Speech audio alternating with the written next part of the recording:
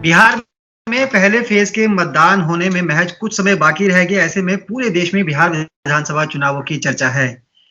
बिहार विधानसभा चुनाव में इस बार क्या वाकई बहार है? इसी मुद्दे को लेकर बातचीत करेंगे। हमारे साथ भोजपुरी सिनेमा की उभरती हुई टैलेंटेड कलाकार सोनालिका प्रसाद हैं।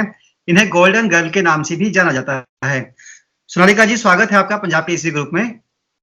जी thank you so much Mukesh ji की पंजाब केसरी ग्रुप में आपके द्वारा इंटरव्यू लिया जा रहा है और ये बहुत ही अच्छा बहुत ही फेमस है ये पंजाब केसरी। मैंने कई अपने फ्रेंड्स के मुंह से भी सुना है। सो आई एम जस्ट ग्लैड कि मैं यहाँ पर हूँ। जी चलिए, शुक्रिया, आपने भी हमें समय दिया क्योंकि आप भी काफी बिजी रहती हैं। सोनालिका जी, जी जी जी पहला सवाल तो यही है, आप भोजपुरी की एक बड़ी स्टार हैं और चूंकि बिहार में विधानसभा चुनाव है, तो आप कैसे देख रही हैं चुनाव को? जी मैं बिल्कुल प्योर प्रॉपर बिहारी गर्ल हूँ। मेरा बॉर्न एंड ब्रॉट अप जो है वो बिहार से ही हुआ है और बिहार का ये जो विधान सभा जो चुनाव हो रहा तो काफी एक्साइटेड हूँ। तो मैं यहाँ पर अभी मुंबई महाराष्ट्र में हूँ, अब मेरी कर्म भूमि है ये, लेकिन मेरी जन्मभूमि, मेरी सारी पढ़ाई लिखाई सब कुछ पटना बिहार में ही हुई है। तो काफी एक्साइटेड हूँ मैं। और बस देखना अब ये है कि अब सरकार किसकी आती है, सरकार बदलती जी। है या फिर क्या वहां पे खींचा तनी जो चीजें हो रही हैं। बस अब फाइनली रिजल्ट है कि 10 अक्टूबर को क्या, सॉरी 10 नवंबर को क्या होने वाला है। मेरी आंखें बस अभी टीवी बिल्कुल। स्क्रीन पर गड़ी हुई हैं। जी बिल्कुल आपने ठीक कहा। लेकिन चुनाव में इस बार सबसे ज्यादा जोर युवाओं का है। चाहे आरजेडी जी हो, तेजस्वी तेज प्रताप हो, जी एलजेपी हो, चिराग जी पासवान हो, नीतीश जी कुमार हो या फिर बीजेपी हो, तमाम पॉलिटिकल पार्टियां युवाओं को अपने अपने पाले में करने के लिए तमाम बड़े बड़े घोषणा पत्र सामने लेके आ रही हैं। आप जी भी युवा हैं और युवाओं के लिए आइकन भी हैं, तो आपको भी लगता है कि जो यूथ मतदाता है उस पर ये पूरा चुनाव टिका है इस बारी?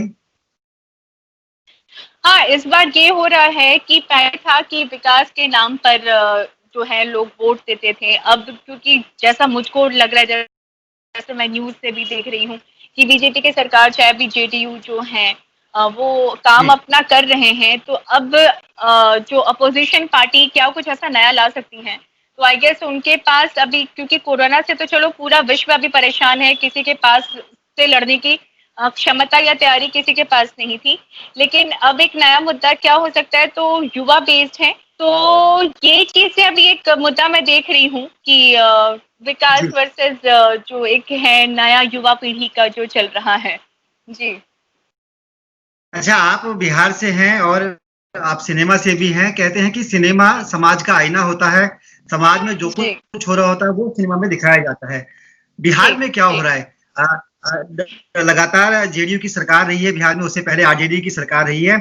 आपको क्या लगता जी है बिहार कहाँ पर खड़ा है?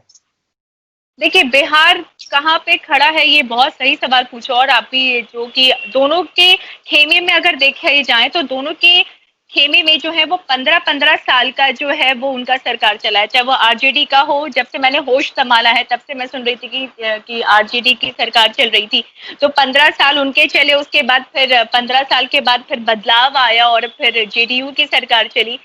अब क्योंकि दोनों को 15 साल मिल चुके हैं और लेकिन जो फोकस है वो अभी सिर्फ प्रायोरिटी दोनों जो पार्टीज उनकी यही है कि बिहार के गौरव को वापस से कैसे लाया जाए।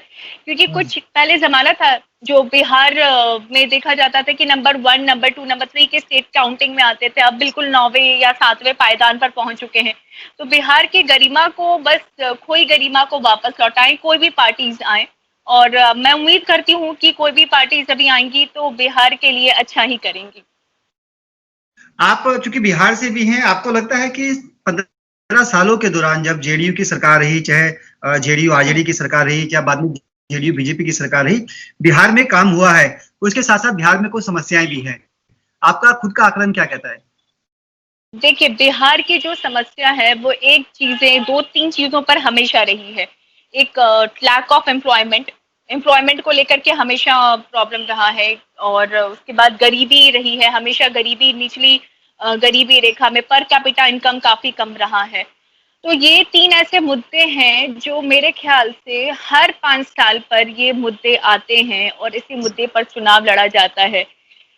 तो कुछ कहा, मैं क्या इसमें कहूँ, क्योंकि मैं बीइंग अ बिहारी गर्ल, मैं हमेशा चाहती हूँ कि कोई भी सरकार आए या जिस भी सरकार को दोबारा मौका मिल रहा है, एटलीस्ट इन 5 सालों के हर एक दिन पर इन चीजों के ऊपर फोकस करे। अगर हर एक दिन जी फोकस करते तो शायद अभी बिहार यहाँ से यहाँ पहुंच चुका होता। बिल्कुल, आप ठीक कह रही हैं कि बिहार में समस्याएं भी है और हर पार्टी उन समस्याओं के समाधान की बात करती है, लेकिन चुनाव के बाद कहीं ना कहीं मुद्दे दबके रह जाते हैं। बिहार जी के गौरव की बात हर पार्टी कह रही है। चिराग पासवान भी बिहार फर्स्ट, बिहारी फर्स्ट का नारा दे रहे हैं। नीतीश कुमार भी बहुत बड़े बड़े दावे कर रहे हैं और तेजस्वी तेज प्रताप तो लगातार मैदान में बिहार के ही मुद्दे उठा रहे हैं। लेकिन चुनावों के बीच देखने को जो मिल रहा है वो मिल रहा है चाइना 370, हाँ। कोरोना की yes vaccine yes yes. Free.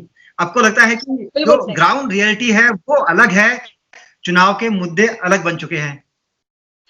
आप बिल्कुल सही कह रहे हैं। ऐसा लग रहा है ना कि ये कोई स्टेट लेवल के वो इलेक्शन नहीं चल रहा है, बस सेंट्रल लेवल के इलेक्शंस चल रहे हैं। क्योंकि मैंने भी कल मोदी जी के भाषण सुने, मैंने भी कल जो राहुल गांधी जी के भाषण सुने, दोनों आए हुए थे बिहार में और अपने अपने भाषण दिए थे। तो मोदी जी के भी भाषण मुझको अच्छे लगे और राहुल गांधी जी के भी भाषण देखे, जो बिल्कुल मैं आपके हर एक शब्द से इत्तेफाक रखती हूँ कि चाइना से जी रिलेटेड बातें चल रही हैं या फिर वो आपकी जो 370 आर्टिकल्स के धारे की बातें चल रही हैं, तो वो मुझको समझ में नहीं आ रहा है कि उसमें बिहार का कनेक्शन कहाँ से आ रहा है। अगर आप बिहार के सरजमी पर आ करके और बिहार के लोगों के, बिहार के मतदाताओं को अगर अपील करना चाह रहे हैं तो बिहार के मुद्दों को उठाइए ना। केंद्रीय मुद्दे बिल्कुल। क्यों उठा रहे हैं या फिर अंतर्राष्ट्रीय मुद्दे उठा करके आप बिहार की जनता के लिए क्या कर लेंगे?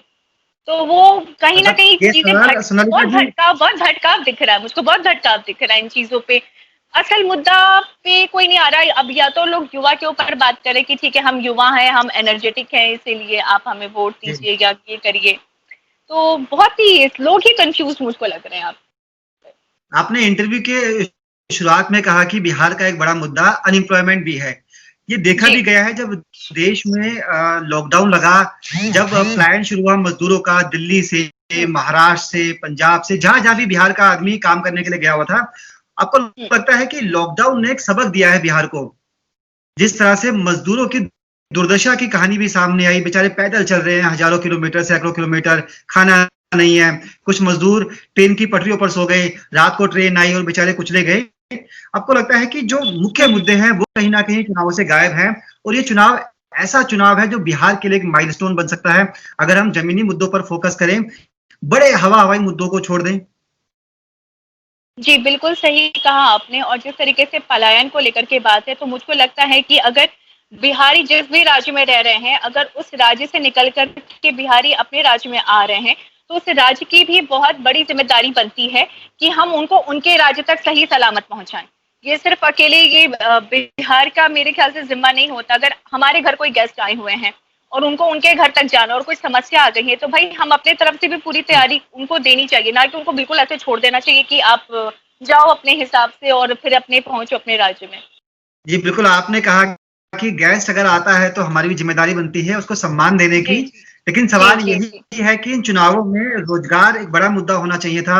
युवा तो कहीं ना कहीं पूरे चुनाव का एक आधार केंद्र ही, लेकिन रोजगार की बात आपने भी कही, बिहार की तरक्की की बात आपने भी कही, लेकिन वो मुद्दे कहीं ना कहीं मिस नजर आ रहे हैं इस पूरे चुनाव में। हालांकि मैनिफेस्टो में तमाम बातें हैं, 10 लाख नौकरियां देने की, जी जी इंडस्ट्रियल जी हब जी बनाने जी की, जी सड़कें साफ जी सुथरी जी। करने की। आपको लगता है देखिए कि एक प्रॉब्लम वाकई? मुझको मुझको हाँ हाँ जी, एक प्रॉब्लम जो मुझको हमेशा जी दिख रहा है, जो मैंने जब से होश संभाला है, क्योंकि यूपी बिहार में हम पढ़ाई लिखाई तो बाद में करते हैं और पहले जो राजनीति से रिलेटेड बातें हमारे कान में सबसे पहले पहुंच जाती है हमारे आस पड़ोस के अखबारों से। तो हम लोग बहुत ही राजनीति से बहुत ही ज्यादा हम लोग कह सकते हैं कि बहुत ही फैसिलिटेट इन चीजों से होते हैं। देखिए सबसे बड़ी बात ये है कि मुझको जो चीजें बार बार मुझको सुनने को मिल रही है कि बिहार में जो है वो फ्लड का जो मुद्दा है, बाढ़ का मुद्दा, वो हर साल रहता है, हर साल रहता है। और बिल्कुल। शायद इसी वजह से जो एक एम्प्लॉयमेंट का स्कोप हो सकता था या जो एक इंडस्ट्रीज स्टैब्लिश्ड हो सकती थी, तो वो चीजें शायद बहुत हद तक ठीक हो चुकी होती। लेकिन जब तक आप जो मैंने कहा कि जमीनी हरकतों पे काम करें, तो फ्लड्स जो है वो हर साल जा रहा है। हालांकि नेपाल का आ जाता है कि भाई नेपाल क्या करेंगे, तो नेपाल को पानी छोड़ना पड़ता है, तो भाई हम बिहारी क्या करेंगे? हम बिहारी हर साल जो है उन फ्लड के वजह से हमारी बाढ़ जो बाढ़ आती है, तो उस वजह से हर चीज जो है वो बह चुका होता है। तो इसलिए सक्सेस का या फिर आगे बढ़ने का कोई रीजन नहीं समझ में आता है। बाहर के जी प्रॉब्लम्स हम अपने ऊपर हमेशा झेल रहे हैं, तो इसके जी। ऊपर वर्क होना बहुत जरूरी है, तभी शायद ये सारी प्रॉब्लम सॉर्ट आउट हो जाएंगी। ये आप अब क्योंकि सिनेमा से हैं, भोजपुरी सिनेमा का एक बड़ा नाम है सोनालिका प्रसाद। कई हिट फिल्में दी है आपने। राज तिलक से इस इंडस्ट्री में आपने डेब्यू किया, उसके बाद शपथ में आपने काम किया, अरविंद अकेला, कल्लू और तमाम आपकी नई फिल्में आने वाली भी हैं। आपको जी लगता है भोजपुरी सिनेमा को वो पहचान मिल पाई जो पहचान बॉलीवुड सिनेमा की है या फिर जो पंजाबी इंडस्ट्री की है? क्या उसके लिए सरकार हम्म। ने ऐसा कुछ काम किया? सरकार को सबसे पहले सब्सिडी स्टार्ट करना चाहिए। जो मुझको लगता है जैसे यूपी में बहुत सारे बॉलीवुड की बहुत आई गेस 90% जो फिल्में हैं वो यूपी में ही शूट हो रही है। और जब से डेमोनेटाइजेशन आया है तो अब फिल्मों हिंदी फिल्मों के सब्जेक्ट भी जो है वो कहीं ना कहीं यूपी से ही रिलेटेड हैं। तो इससे वहाँ की जनता को या यूपी को एक बहुत ही बड़ा प्राइड मिला है। तो इससे पड़ोस की सरकार या पड़ोस के जो राज्य है यानी हमारा राज्य बिहार, इससे कुछ उनको सीखना चाहिए और सब्सिडी सबसे पहले प्रोवाइड करनी चाहिए। और सुरक्षा के मद्देनजर उनको और सख्ती बरतनी चाहिए ताकि बाहर के जितने भी टीम आकर के शूट को लेकर के सोचें, तो शूट में हमें सबसे ज्यादा सेफ्टी रिक्वायरमेंट होती है। तो सेफ्टी जी दे और बहुत ही आसानी से परमिशन दे दें, क्योंकि कई बार क्या होता है कि शूट में हमें परमिशन नहीं मिल पाता इजीली। तो कई लोग प्रोड्यूसर्स मेकर्स क्या होते हैं फिर वो शिफ्ट हो जाते हैं कि ठीक है बिहार में नहीं वो यूपी में शिफ्ट करें, क्योंकि बहुत से ऐसे भोजपुरी इंडस्ट्रीज के हमारे जो मेकर्स हैं वो बिहारी ही हैं, लेकिन मजबूरी में आकर के वो दूसरे स्टेट में जाकर के शूट कर रहे हैं। तो शायद अगर हम बिहार का जो मेन जो भोजपुरी फिल्म में जो हम मुद्दा उठा करके और लोगों के दिलों को टच करें तो भोजपुरी इंडस्ट्री राइज करेगी। लेकिन हो क्या रहा है कि हम मुद्दा वही घिसा पिटा हो रहा है। अभी नया बिहार में बहुत नए नए मुद्दे आ रहे हैं, अगर उसके ऊपर फोकस होकर के हम लोग शूट करें और लोगों तक अच्छे सिनेमा घर पहुंचाएं, क्योंकि अगर हम सिनेमा बना रहे हैं तो सिनेमा घर ही हमें नहीं मिल पा रहा है अच्छे से, तो फिर रेवेन्यू कहाँ से आएगा? तो उस वजह से भोजपुरी इंडस्ट्री हमारी राइज नहीं कर पा रही। तो सरकार को इन चीजों में थोड़ा थोड़ी सोचना पिछड़ी हुई है। चाहिए। जी इसके साथ ही क्योंकि आपने उत्तर प्रदेश पे फोकस किया, नोएडा के हम्म, अंदर नई फिल्म सिटी बनाने की बात कही जा रही है। जी जी जी आपको लगता जी। है कि भोजपुरी सिनेमा के लिए भी यहाँ कुछ होना चाहिए, कोई फिल्म सिटी होनी चाहिए भोजपुरी की? हालांकि मनोज तिवारी लगातार कह रहे हैं कि इसकी वाकई जरूरत है। आप भी कलाकार हैं, आप क्या समझती हैं? देखिए सबसे पहले तो जो चीजें हैं उसको तो दुरुस्त कर दो भाई। सिनेमा घर है, सिनेमा घर को दुरुस्त कर दो। हम फिल्में बना रहे हैं चाहे जिस किसी भी राज्य में जाकर के बनाए, लेकिन वो दर्शकों का प्यार जो सिनेमा को होता है वो सिनेमा घरों में ही मिलता है। और जैसा कि मैंने आपको कहा सब्सिडी सब्सिडी आप लाएंगे हम जरूर आएंगे, हमारी टीम जरूर आएगी बिहार में शूट करने के लिए। वहां पे आपको जो अनएम्प्लॉयमेंट का जो मुद्दा तब से चला जा रहा है वो अनएम्प्लॉयमेंट भी कहीं ना कहीं जो है वो ड्रॉप होगा, आपके पर्यटक मिलेंगे। तो फिल्म सिटी अगर बनती है तो आपके पर्यटक में भी पर्यटन में बहुत सारी चीजें उसमें बूस्ट अप होती हैं। तो ये हर एक चीज ना, अगर एक चीज आप बूस्ट अप करते तो सब एक दूसरे से जुड़े पड़े हुए हैं। तो बिहार का गौरव अब सिनेमा। जी ये बिल्कुल आपने कई मुद्दों पर बातचीत की और बेबाकी से अपनी राय भी रखी। क्योंकि जी। आप युवा हैं और हम युवाओं के मुद्दे पर बातचीत कर रहे हैं। आपसे क्या मैसेज जाता है युवाओं के बीच में? पहले दौर का मतदान होने वाला है, महज कुछ दिन बच गए हैं। ऐसे में जी अक्सर देखा ही जाता है कि लोग वोटिंग वाले दिन को भी छुट्टी का दिन मान लेते हैं, बातें बड़ी बड़ी करते हैं, लेकिन वोट डालने नहीं पहुंचते।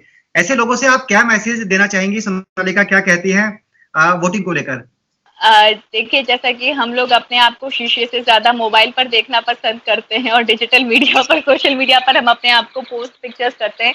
तो जैसे हर दिन आप लोग अपने आप को पोस्ट करते हैं, अपने फोटोज को पोस्ट करते हैं, तो सबसे पहले प्लीज ये जो 4 फिंगर है उसमें जो इंक लगेगा वो जरूर जाइए और दिखाइए कि आपने सबसे पहले मतदान किया है। एंड आई एम 110% श्योर कि उसमें लाइक्स भी लोगों के बहुत मिलने वाले हैं।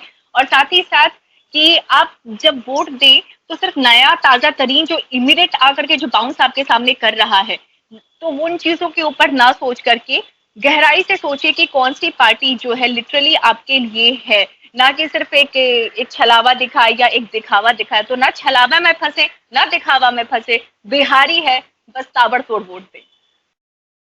चलिए गर्व से कहिए हम बिहारी बिहारी हैं। है। सोनालिका भी कहती है कि हम बिहारी हैं और वोट डालने जरूर जाइए और उस जी पार्टी को वोट दीजिए जो आपको लगे वाकई बिहार के विकास के जी लिए काम कर सकती है। जी बहुत बहुत धन्यवाद सोनालिका जी बातचीत के लिए, आपने कीमती समय दिया।